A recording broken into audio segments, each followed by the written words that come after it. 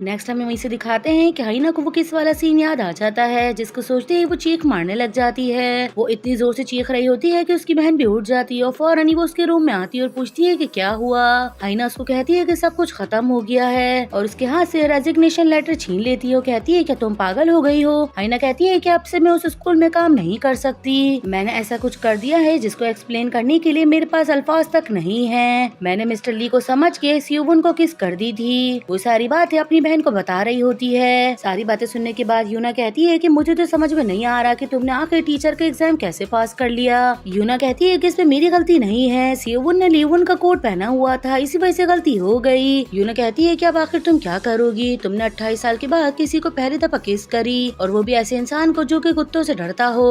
हाइना कहती है कि हमने किस नहीं की थी, जस्ट हमारे होठ ही टकराए थे। लेकिन जो भी हो ये एक तरह का हरेसमेंट है, हो सकता है वो इसके लिए कोई अच्छा एक्शन भी ले। हाइना ये बात सुन के एकदम परेशान हो जाती है और बैठ जाती है। यूना उसको मोटिवेट करती है, वो कहती है कि जो होना था वो तो हो चुका है, अब तुम स्कूल जाओ और जल्द से जल्द मिस्टर जिन से मिल के मामले को सॉल्व करो, वरना तुम्हारा अगर जादू नहीं टूटा तो तुम बिल्कुल अंकल की तरह ही रह जाओगी। फिर वहीं हमें स्कूल का सीन दिखाया जाता है। हाइना बहुत ही ज्यादा एम्बेरस होती है तो वो छुप छुपा के स्कूल में आ रही होती है कि कहीं गलती से भी उसका सामना सियोबुन से ना हो जाए। स्टाफ रूम के बाहर खड़े होकर पूरे स्टाफ रूम में देखती है। जब उसको सियोबुन अंदर नजर नहीं आता तो वो स्टाफ रूम में आ जाती है। उसकी फ्रेंड उसको देखती ही समझ जाती है और उसको कहती है कि तुम्हारा बैग मैंने तुम्हारी जगह पे रख दिया है। हाइना उसको थैंक यू करती है और आके बैठ जाती है। इतने में लीबू आ जाता है और वो यूना को देखता है कि वो अभी भी काफी ज्यादा नर्वस है और सियोबुन की जगह पर ही देख रही है। ये देखकर वो उसके पास आके बैठता है और उससे पूछता है क्या तुम कल रात को आराम से घर पहुंच गई थी। यूना उसको देखते ही चौंक जाती है और कहती है कि हाँ बिल्कुल। लीबू उसको कहता है कि तुम परेशान मत हो, जब कोई इंसान ड्रंक होता है तो इस तरह की हरकत हो जाती है। जिस पर हाइना कहती है कि हाँ वाकई वो एक तरह की मिस्टेक थी, मेरा उसके पीछे कोई भी इमोशन नहीं था। ये सुन के लीबू कहता है मगर फिर भी वो एक तरह की किस थी। ये सुनते ही हाइना मना करने लग जाती है तो वो मुस्कुराने लगता है और कहता है अच्छा ठीक है, मैं इस बारे में नहीं कहूँगा और मुझे सियोबुन ने खुद कहा है कि अभी हमें इस बारे में कोई और बात नहीं करनी। वो बहुत खामोश रहता है मगर दिल का बहुत ही ज्यादा अच्छा है। हाइना ये बात सुन के हैरान होती है और कहती है क्या वाकई। जिस पे लीबू कहता है कि अच्छा होगा कि अगर तुम्हारी नजर में ये गलती है तो तुम जाके खुद उससे माफी मांग लो।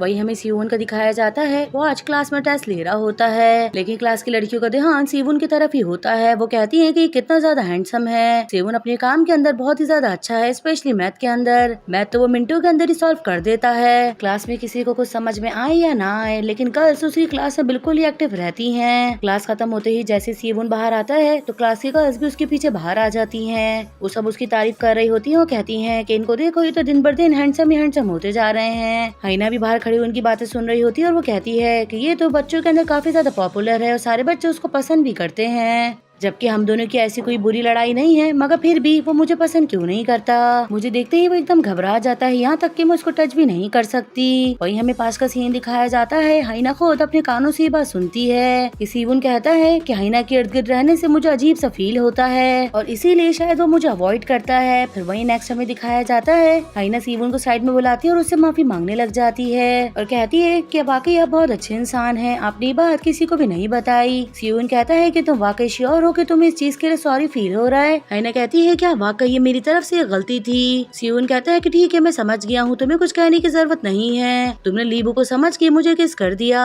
हाइना ही सुन के हैरान होती है, कहती है कि आपको इस बारे में कैसे पता चला। सियोबुन कहता है कि लीबू को देख के जिस तरह तुमने रिएक्ट किया इससे तो अच्छे अच्छों को पता चल जाएगा तुम चाहती क्या हो, लेकिन ठीक है हम इसी तरह का रिएक्ट करेंगे कि जैसे कुछ हुआ ही ना हो। ये कहकर सियोबुन वहाँ से जाने लग जाता है तो हाइना उसको रोकती है और उसको कहती है कि एक बात बताएं कि आपको डॉग्स पसंद है। ये बात सुन के वो एकदम हैरान हो जाता है और पलट के उसके पास वापसी आता है और उससे पूछता है कि अचानक से तुम मुझसे सब कुछ क्यों पूछ रही हो। हाइना कहती है कि सिर्फ इसलिए क्योंकि मुझे डॉग्स पसंद है तो मैंने सोचा कि मैं आपसे भी पूछ लूं, लेकिन इस बात पे आप मेरे ऊपर गुस्सा क्यों कर रहे हैं। सियोबुन कहता है क्या तुम्हें ऐसा लग रहा है कि मैं तुम पे गुस्सा कर रहा हूँ, लेकिन सच में मैं गुस्सा नहीं हूँ। ये कह के वो फिर से जाने लग जाता है लेकिन हाइना फिर से रोकती है और पूछती है कि माफी के तौर पे क्या आप मेरे साथ डिनर करना चाहेंगे। सियोबुन ये बात सुन के हैरान होता है लेकिन वो मना कर देता है। हाइना कहती है लेकिन ये चीज मुझे बहुत ज्यादा परेशान कर रही है कि मैंने आपके साथ बहुत गलत किया, मैं माफी के तौर पे आपको अपनी तरफ से डिनर करवाना चाहती हूँ। हाइना सियोबुन को बार बार फोर्स कर रही होती है लेकिन वो बार बार ही उसको मना कर रहा होता है। यहाँ तक कि दूर जो बच्चे खड़े हुए इन दोनों को बात करते हुए देख रहे होते हैं वो भी देख के हैरान होते हैं कि आखिर दोनों इतनी सीरियस कौन सी कन्वर्सेशन कर रहे हैं। बार बार पूछने की वजह से सियोबुन को गुस्सा आने लगता है। हाइना जब उसका फेस देखती है तो खुद ही पीछे हट जाती है और सियोबुन वहाँ से चला जाता है। जैसे ही सियोबुन प्ले एरिया की तरफ आता है तो हाइना की क्लास का स्टूडेंट उससे पूछता है कि आप हमारी टीचर को डेट कर रहे हैं, मैंने आप दोनों को बात करते हुए देखा था, जो कि काफी ज्यादा सीरियस लग रही थी। सियोन को जवाब दे इससे पहले कि बेल बज जाती है तो अपने चिप्स का पैकेट सियोन के हाथ में देता है और कहता है कि इसको फेंक देना। ये कह के वो भागता वहाँ से जाने लगता है। सियोन ये देख के हैरान होता है और उसको आवाज देता है मगर इतने में वहाँ से जा चुका होता है। सियोन खुद भी बात सोच रहा होता है कि आखिर वो मुझसे कहना क्या चाह रही थी, उसकी बात का मतलब क्या था।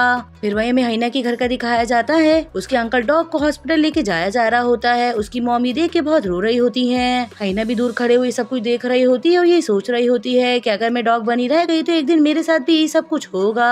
घर आने के बाद हाइना सोंगवू से इस बारे में पूछती है। सोंगवू एक जानवरों का डॉक्टर है। वो हाइना को बताता है कि मैंने तुम्हारे अंकल के काफी सारे टेस्ट किए हैं जिससे मुझे पता चला है कि उनको ब्रेन ट्यूमर है और उनके लंग्स भी अच्छे से काम नहीं कर रहे, तो उनके पास हो सकता है कि ज्यादा टाइम ना रहे, क्योंकि वैसे भी डॉग्स की शेल्फ लाइफ इतनी नहीं होती। वो तो तुम्हारे अंकल इंसान से कुत्ते बने हैं इसीलिए वो इतना जी लिए। यूना कहती है कि सब कुछ छोड़, अपने बारे में सोचो, जल्द से जल्द अपने जादू को खत्म करो।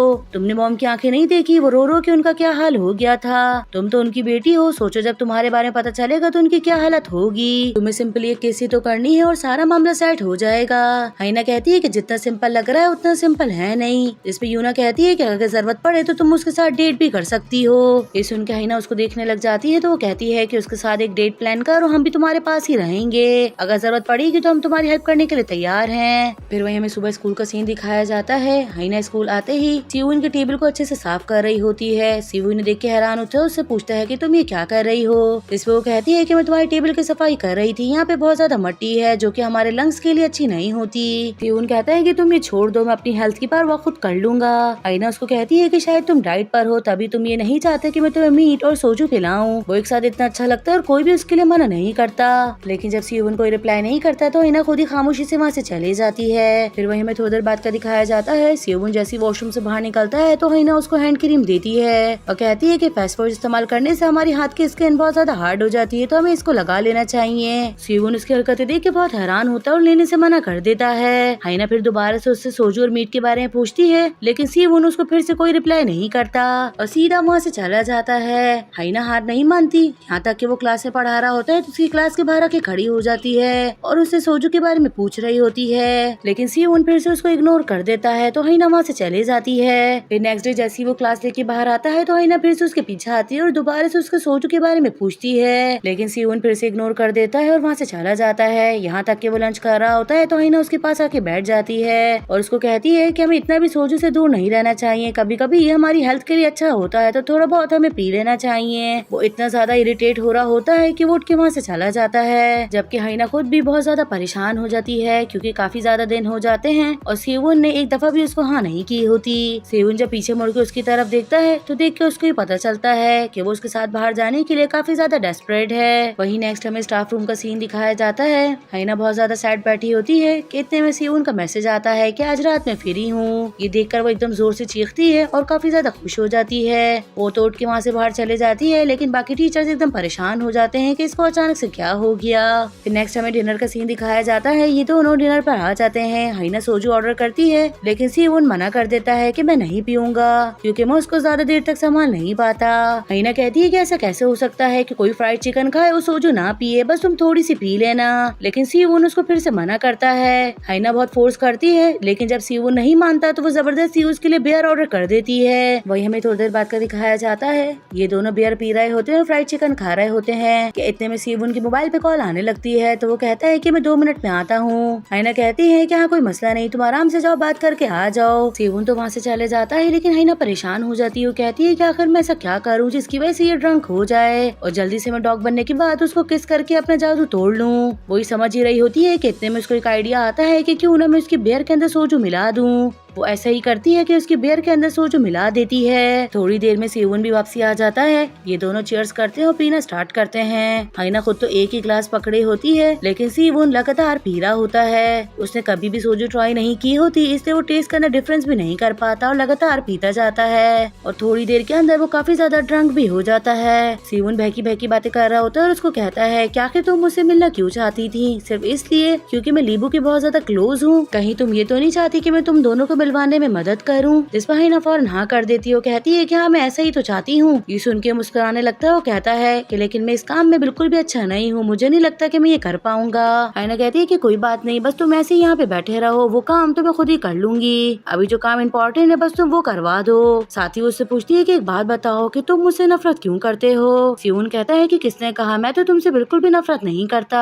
हाइना कहती है कि मुझे पता है कि तुम मुझसे नफरत करते हो और ये बात मेरे दिल के किसी कोने में है कि पता नहीं मैंने तुम्हारे साथ ऐसा क्या गलत किया है। लेकिन सियोन तो साफ मना कर रहा होता है, जिसपे वो कहती है कि तुम्हें वो दिन याद है कि जब हम दोनों एक टीचर के लिए साथ स्नैक लेने के लिए गए थे। वही हमें पास का दिखाते हैं कि ये दोनों स्नैक लेने के लिए जाते हैं। हाइना कहती है कि मैं तो सॉसेज लेना ही भूल गई। वो शॉपर में देख रही होती है कि इतने में सियोन पीछे से गायब हो जाता है और ये तुमने इसीलिए किया था क्योंकि तुम मुझसे इरिटेट हो गए थे। और तुम्हें उस दिन का याद है जब हम इस चौंग के लिए केक लेने के लिए गए थे। मुझे केक लेने में थोड़ी प्रॉब्लम हो रही थी कि मैं कौन सा वाला सेलेक्ट करूँ। मुझे थोड़ा सा उस दिन टाइम ज्यादा लग गया। तुम परेशान हो कि उस दिन भी वहाँ से चले गए थे। क्या तुम्हें इनमें से कुछ भी याद नहीं है? सियोन कहता है क्या मुझे सब कुछ याद है। हाइना कहती है तो फिर मुझे बताओ कि तुम मुझसे इतनी नफरत क्यों करते हो, मेरे गिर्द रहने से तुम्हें अनकंफर्टेबल फील क्यों होता है। सियोन कहता है कि ये बात सच है कि मैं तुम्हें अवॉइड करता हूँ, वो भी इसलिए क्योंकि मुझे तुम्हारे करीब रहने से अजीब सा लगता है। लेकिन इसका मतलब ये बिल्कुल भी नहीं है कि मैं तुम्हें पसंद नहीं करता।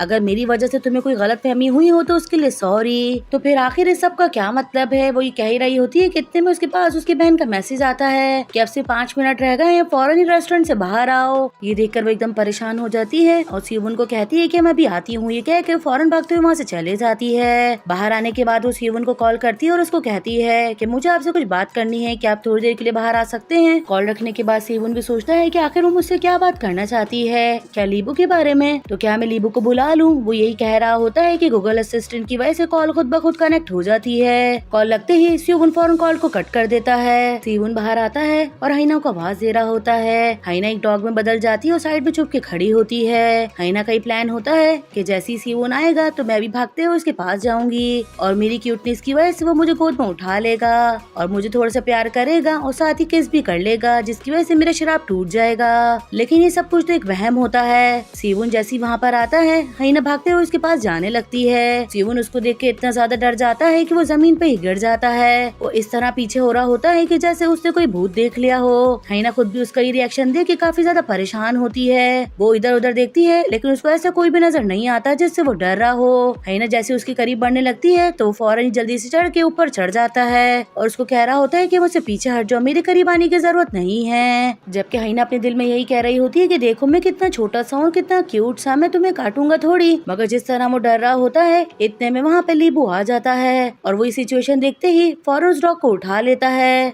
और उसको कहता है कि तुम इसे क्यों डर रहे हो, ऐसा लगता है कि ये घर का भला हुआ है, देखो ये कितना ज्यादा क्यूट है। सियोन कहता है कि नहीं, ये एक बहुत बड़ा चूहा है, मुझे लगता है ये मुझे काट लेगा। वो इस तरह की बातें कर रहा होता है कि हाइना भी सुन के हैरान हो रही होती है। इतने में वहाँ पे यूना और सोंगवू आ जाते हैं और वो आते ही उसको कहते हैं कि ये हमारा डॉग है, हम इसी को ढूंढ रहे थे, देखो ये घर से बाहर आ गया। वो फौरन लीबू के हाथ से उसको ले लेते हैं और उनको थैंक यू करके वहाँ से चले जाते हैं। उनके जाने के बाद सोंगवू भी नीचे आ जाता है और वो कहता है कि वो तो एक चूहा था, तुमने उसको क्यों उठाया? लीबू कहता है कैसा लग रहा है कि तुमने कुछ ज्यादा ही पी लिया है, तभी तुम्हें चीजों में फर्क नजर नहीं आ रहा। ये सुनते ही सियोन को याद आता है। वो कहता है कि मिस हाइना कहाँ चली गई, उन्होंने तो मुझे यहीं पर ही बुलाया था। वो इधर उधर देखने लग जाता है। जैसे लीबू को पता चलता है कि ये दोनों एक साथ ड्रिंक करने के लिए बाहर आए थे। वो हाइना को कॉल भी ट्राई करने लगता है, जिसके ऊपर यूना खुद से ही मैसेज कर देती है कि मुझे कुछ काम आ गया है जिसकी वजह से मुझे जाना पड़ रहा है, तो हम बाद में मिलेंगे। ये कह के वो मैसेज को बंद कर देती है। यहीं पर हमारा ये एपिसोड खत्म होता है। आई होप सो कि गाइस आप लोग को ये एपिसोड पसंद आया होगा।